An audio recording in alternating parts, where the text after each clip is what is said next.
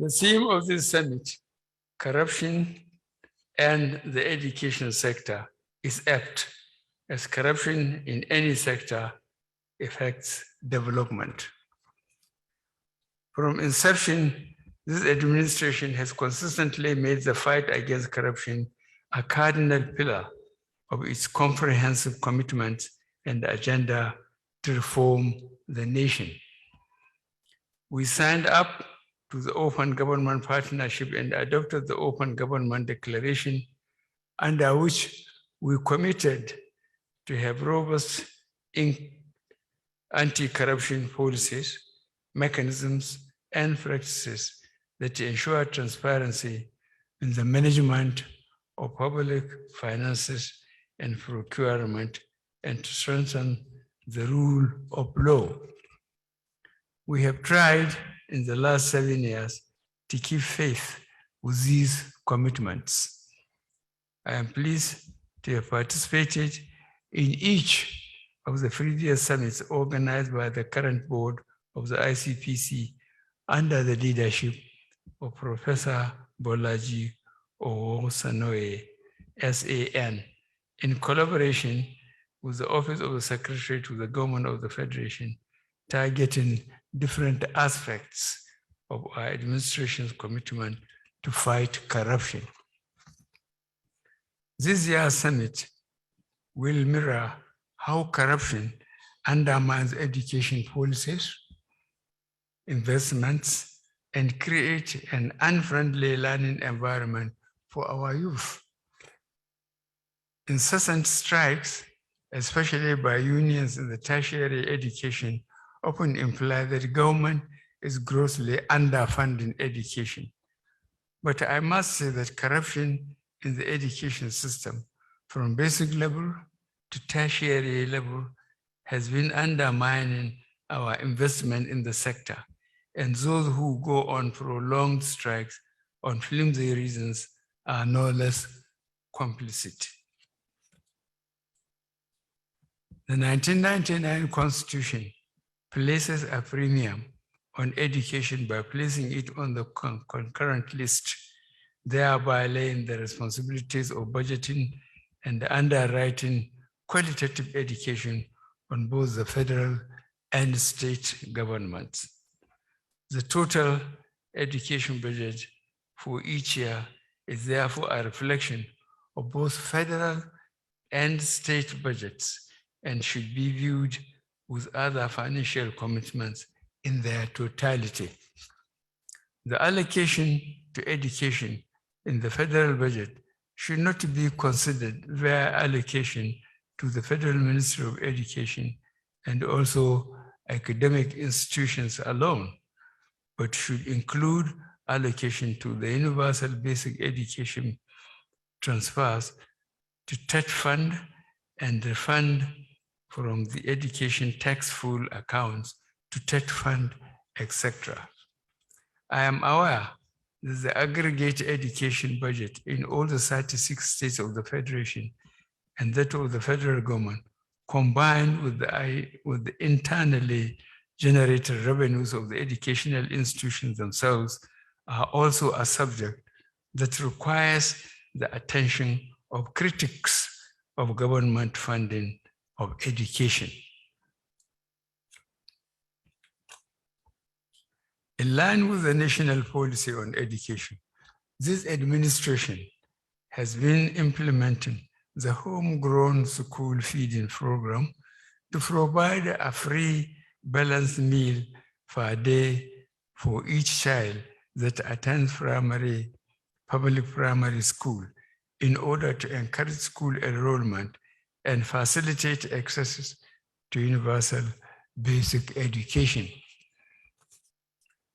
To mitigate the impact of security challenges on our schools, I signed the Safe Schools Declaration ratification document in December 2019.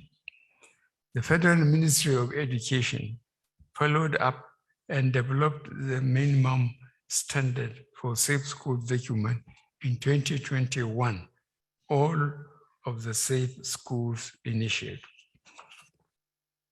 The Safe Schools Initiative is an expression of government's commitment to continue to work towards the protection of students, teachers, and the school environments. Government and stakeholders in the educational sector are concerned about the manifestation of various forms of corruption in our universities. For example, use different terminologies to describe different forms of corruption they experience on our campuses. There is sorting or cash for marks, grades, sex for marks, sex for grade alterations, examination malpractice, and so on. Sexual harassment has assumed an alarming proportion. Other forms of corruption include payroll padding or ghost workers, lecturers taking a full-time appointment in more than one academic institution, including private institutions, lecturers writing seminar papers, projects, and dissertations for students for a fee, and admission racketeering, to mention only the most glaring corrupt practices. I am happy to note that ICPC is investigating and prosecuting sexual harassment as abuse of power in our educational institutions. I approve and encourage them to continue to do so. Government will continue to fund education within realistically available revenue, but stakeholders, including the media, should equally advocate for transparency in the amount generated as internally generated revenue by educational institutions and how such funds are expended.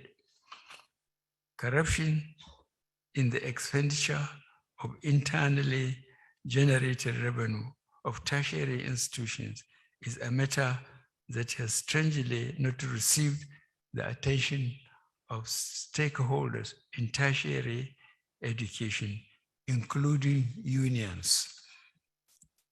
I call on stakeholders to demand accountability in the administration of academic institutions and for unions to interrogate the bloated personnel and procurement expenditure of their institutions.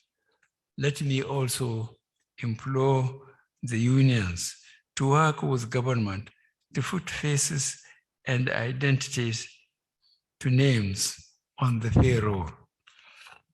I believe that the role of government in education is to guarantee access and establish minimum benchmarks for quality education. Due to declining resources, government cannot bear the cost of funding education alone. I task our academics to attract endowments, research, and other grants to universities, polytechnics, and challenges of education similar to what obtains in other countries. About 2 weeks ago, I participated in the 77th United Nations General Assembly in New York. One of the key events was Transforming Education Summit Leaders Day, titled Transforming Education to Transform the World, Learn to Live Together Sustainably. Nigeria joined other countries in committing to the vision of education for sustainable development and to the objectives of the greening education participation and building education systems that foster ethical and socially responsible global citizens who actively contribute to the sustainable development goals. That is a vision which we will continue to aspire and build. I congratulate the sole winner of this year's Public Service Integrity Award, Superintendent Daniel Ise Ama. I also commend the chairman, ICPC, the secretary to the government of the Federation, and the registrar of JAMB for organizing this summit and bringing together the three arms of government, MDAs, and other stakeholders to deliberate on corruption in the educational sector of Nigeria. I therefore look forward to the outcomes and the recommendations of this summit.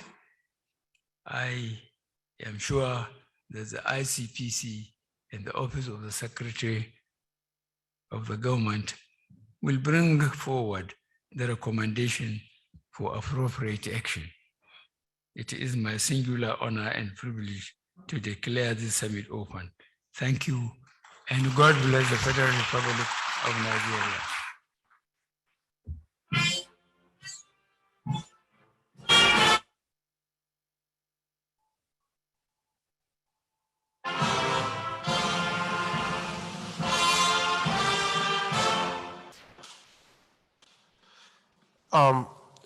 Mr. President, sir, permit me to call on the chairman of the ICPC, Professor Bolaji Owasoye, as he makes a presentation of the Anti-Corruption Icon Award to His Excellency, the President of the Federal Republic of Nigeria. Professor Owasoye, sir.